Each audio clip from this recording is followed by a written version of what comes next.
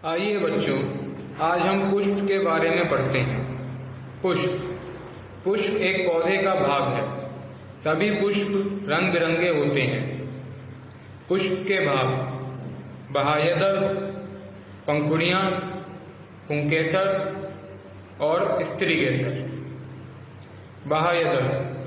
बाह्यदल छोटी पत्तियों के भांति पंखुड़ियों के नीचे दिखाई देता है।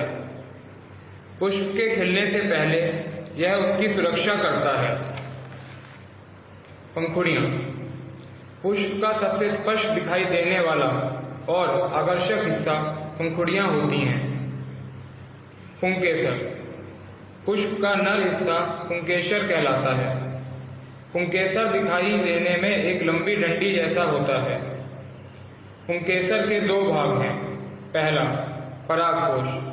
यह पुंकेसर का सबसे ऊपरी हिस्सा होता है।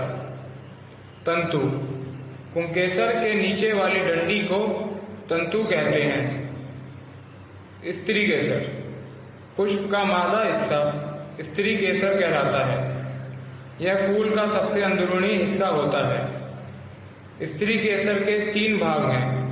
पहला, वतिकाग्र, दूसरा वतिक्राग, तीसरा अंडाशय। अब इस पुष्प के अलग अलग हिस्सों पे हम नजर डालते हैं। नीचे से शुरू करते हैं। जैसा कि आप देख सकते हैं, ये हरी हरी हिस्सा, इस हरे हिस्से को बाह्यदल कहा जाता है और इसके ऊपर वाले इन संतरी भागों को पंखुड़ी कहा जाता है, जैसा कि हमने अभी पीछे देखा था। अब इसके अंदर की ओर गौर फरमाते हैं। आपको इसके अंदर ये लंबी लंबी डंडियों का गुच्छा दिख रहा होगा। इस गुच्छे की हर एक डंडी को पुंकेसर कहा जाता है। चलिए अब पुंकेसर पे जरा नजर डालते हैं।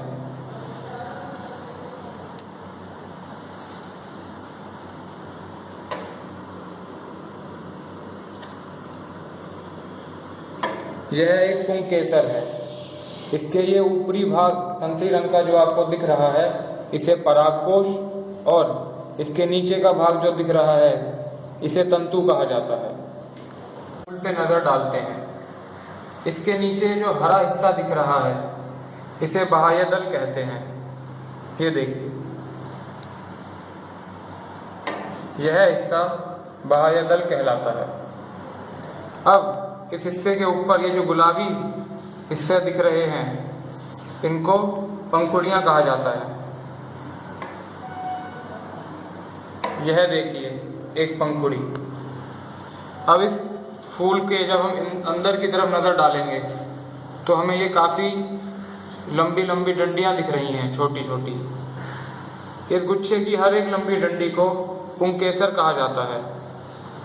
आइए जरा गौर से नजर डालते हैं।